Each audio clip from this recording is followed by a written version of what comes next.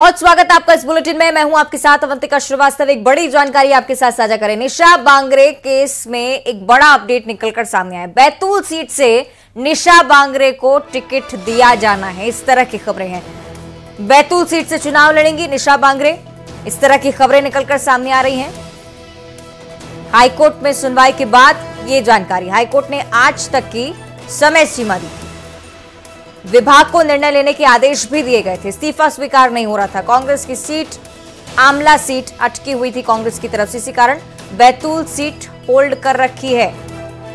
आज शाम तक जीएडी के लिए जानकारी, निर्णय ले सकता है जीएडी, और इस बात की पूरी संभावना कि बैतूल सीट से निशा बांगरे अब चुनाव लड़ सकती हैं। इससे कि शैलेंद्र ज्यादा जानकारी देंगे।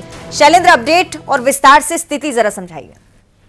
देखिए, बिल्कुल हाईकोर्ट में निशा बांगरे ने आवेदन किया था और उसमें सुनवाई हुई थी और हाईकोर्ट ने कहा था मध्य प्रदेश शासन को कि वो 23 अक्टूबर को तक फैसला लेकर हमें बताए, सूचित करें।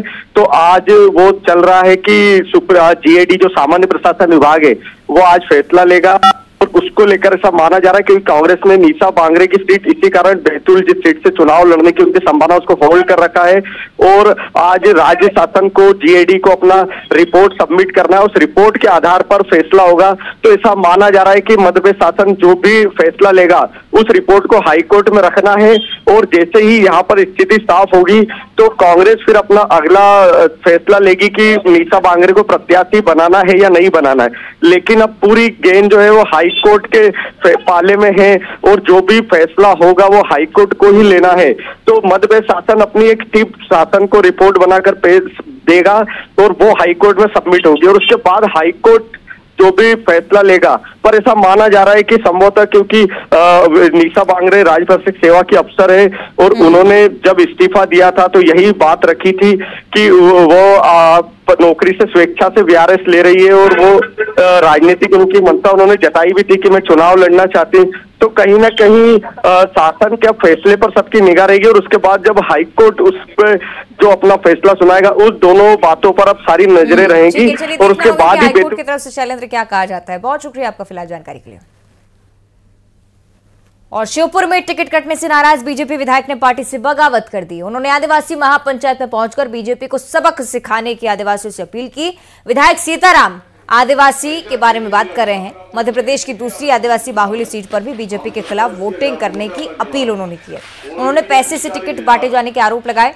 आपको ये भी बताएं कि विजयपुर विधानसभा क्षेत्र से सीताराम आदिवासी बीजेपी के विधायक हैं। पार्टी ने इस बार पूर्व विधायक बाबूलाल मेवरा को विजयपुर से टिकट दे दिया है। विजयपुर विधानसभा क्षेत्र में 70,000 के करीब आदिवासी मतदाता हैं और उन पर प्रभाव डालते हुए फिलहाल विधायक साहब पैसा से भी ज्यादा ताने पे आता है। पैसा कहीं भी नहीं लगता। अपना वोट है ही नहीं है अपने जिला में। हम 70-80 हजार वोट है अपने जिला में। और भी है 30-40 हजार। डोरा भी है और अपने बमोरी भी है, सीपरी भी है, कोलारस भी है, बदरवास भी है। आगे बढ़ते बात करेंगे भोपाल से अगली बड़ी खबर की। बेजुबान से बेरहमी का मामला सामने आया था और उसे लेकर अब पोस्टमार्टम रिपोर्ट सामने आ चुकी है।